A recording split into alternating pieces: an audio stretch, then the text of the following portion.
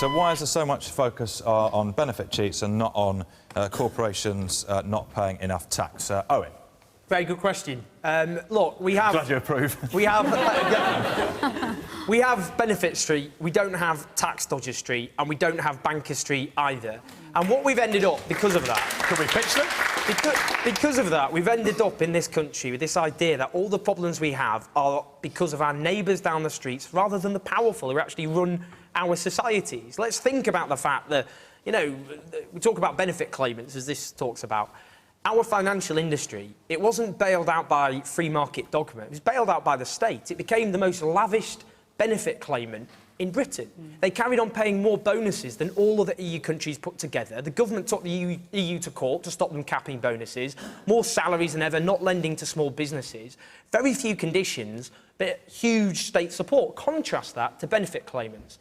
In the last 18 months, over 1 million have been benefit sanctioned. That means their benefits are stopped as a punishment for not, you know, kind of doing what you're supposed to do to get benefits. I'll give you an example. A 60-year-old army veteran in Manchester selling poppies for the Royal Legion. Now, he was trying hard to find work, including in the supermarket he was selling poppies at. He had his benefits stopped for 3 weeks. Do you know why? Because the fact he was volunteering for the Royal Legion showed he wasn't looking hard enough to get for work. That shows one rule for them at the top, one rule for everybody else. The financial sector... Do you agree with that, Harriet? I find myself agreeing partly with Owen. Let's not make a how about it. Yeah. No, talk about the part that you don't agree with. No, but I actually, my attitude towards this is summed up by this gang, South London gang I befriended. And the gang leader said to me, there's, you know, everyone's got a scam going, he said, but only us do jail time. And that is so true in this country. I mean, this country, class decides who goes to jail and who doesn't. Yeah. And unfortunately, if you're in the top of the class, if you're the bankers or whatever, I mean, when the LIBOR scandal came out, I was told that was going to be a big thing by a bank of friends. People were going to be marched off, handcuffed like they do in the States, and do the perp walk out of the office in handcuffs. Did that happen? Not at all. Well, not for once. To prove your point, if you think about it, the subprime crisis led to the credit crunch, which led to the financial crisis, which led to the Great Recession, which led to the sovereign debt crisis, which led to the Eurozone crisis, and those AAA ratings the credit agents were giving, they've got away scot-free. The bankers, they've got away scot-free. Have we learned the lessons? Absolutely not. OK. Gentleman up here. Yeah, I suppose the real answer to the question is the fact that the people that own the media outlets and make the programmes have the most to gain by the fact that people's anger gets deflected away from a wealthy elite and towards poor people down the road. So there's no coincidence they're not going to make programmes that are going to weaken their position in the country. Sure. I was pretty much going to say that, but we've got to think about who is the one paying for the programmes, who is controlling the media, and that also fuels our arguments that we have on a daily basis, and we feel like we can't get our arguments to the people who can make the difference. OK. Gentleman here.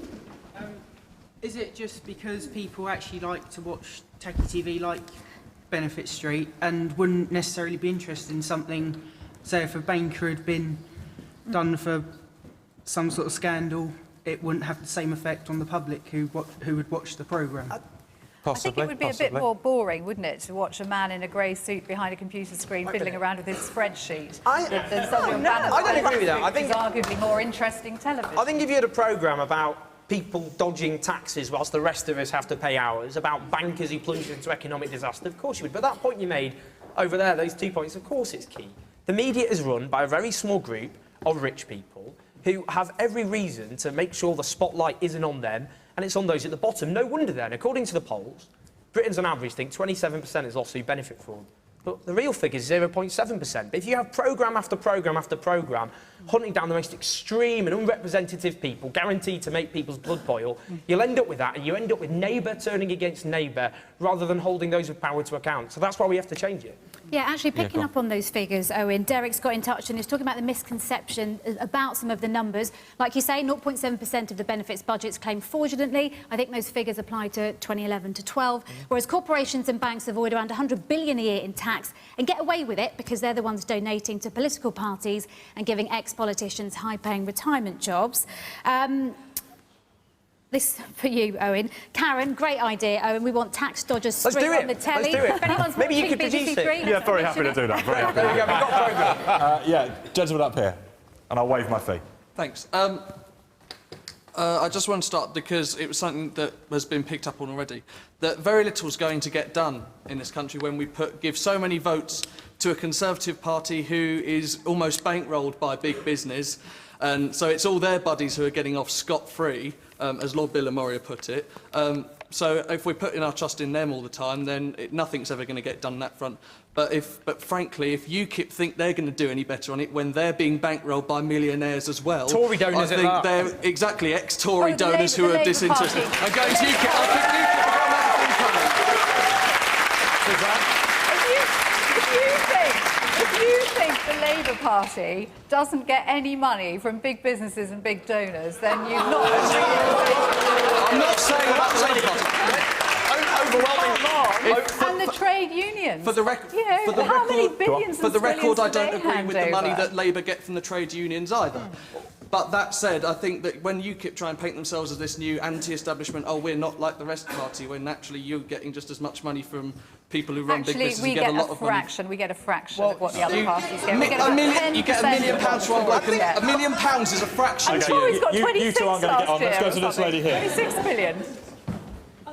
I think as a culture, benefits bashing needs to stop. We need to remember why we've got benefits in place. It is a safety net for our most vulnerable in society. The fact that we beat down on them constantly, and I've been in that position, incapacity benefits, looking for a job that suits my needs. It was horrible. I just felt awful the entire time I was on it, and that's not what we need to do to those people in society who need our help most. Yeah, lady here. I just don't understand how we're meant to change this, like how we're meant to stop benefits bashing. Like you said earlier about how we change this, but is it through education? Are you just meant to grow up and learn? I think it is partly education. It's partly actually giving a platform to people who can actually talk in their own words about it on TV. So, look, most social security spending goes on pensioners who've paid in all their lives. We've got millions of working age people claiming in-work benefits because they can't afford to get by on the poverty wages they're given. So I saw something flash up, let's take on the benefits culture. Fine. Let's have a living wage so we don't spend billions on tax credits. Let's let councils build housing instead of subsidising private landlords with housing benefit. The reason we have social security spending is going up under this government, despite all these cuts they keep proposing, because people's wages are going down, so they can't afford to live or to pay their rent. And if we deal with that and actually increase people's wages, then we'll stop spending less on benefits. Yeah, is that the answer? Well, the answer, increase wages? Well, one thing we've also got to get everything into perspective as well. There's also a lot of business bashing. And what people have got to realise, that it is business that creates the jobs, that pay the taxes, that pay for the welfare that everyone benefits from. I mean, let's not forget, it's not a crime to be rich, and it's not a crime to be poor. But it is a crime to cheat your benefits, and it is a crime not to pay your taxes. And actually, in a sense, these two have been shoved together in the same debate, but they're actually separate issues. No. Look, so we have a problem at the moment with the count. Go on. So we need to, obviously, you know, taxpayers' money, if it's going into benefit fraud, nobody wants that. But big businesses must pay their taxes as well. And one of the things that UKIP is setting up a think tank to look at is whether, because these taxes are big companies are avoiding paying any corporation tax because they say they've made no profit. So we're looking into whether or not we can tax their turnover so they can't escape. So we're looking at it at both ends of the social spectrum. You want to reduce taxes on turnover. big business, but that is the worst idea. No, hang on. Turnover, I agree, because turnover can be incredibly high, whereas profits can be incredibly low. But we're talking about businesses that we know are engaging in tax avoidance, so they have a choice. Could we just actually discuss whether benefits at work, whether they're a good thing? Because certainly when I was trying to help this South London gang, I found that benefits was a trap that stopped them getting on and doing anything. And that, you know, we just think we give little people little dribbles of money and that's going to keep them happy and that's somehow humane. It's not. Well, It's when I was claiming, I had Harriet, they numbers didn't of stop young me men doing saying, anything. you know, that they were passionate for jobs. They passionately wanted jobs, but they were stopped by benefits. Can I just say on part... That is on the opposite of what benefits should be doing. It should be helping people. Beveridge wanted benefits to help people for a time, be a springboard into getting back into life again. Just on the tax avoidance point, at the moment what we have are accountancy firms who go to the Treasury, help draw up the tax laws and then tell their clients how to avoid the taxes. Imagine benefit claimants went to the Department of Work and Pensions and drew up the social security legislation.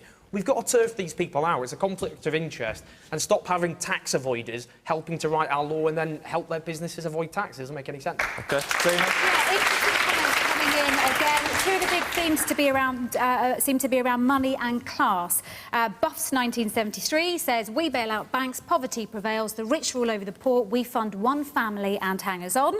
Captain says, JW, upper class tell the middle class that the lower class are to blame. And again, we're getting into figures. 50% of the welfare budget goes on pensioners and those in work, but we want to give the illusion they're all work shy. People are work shy.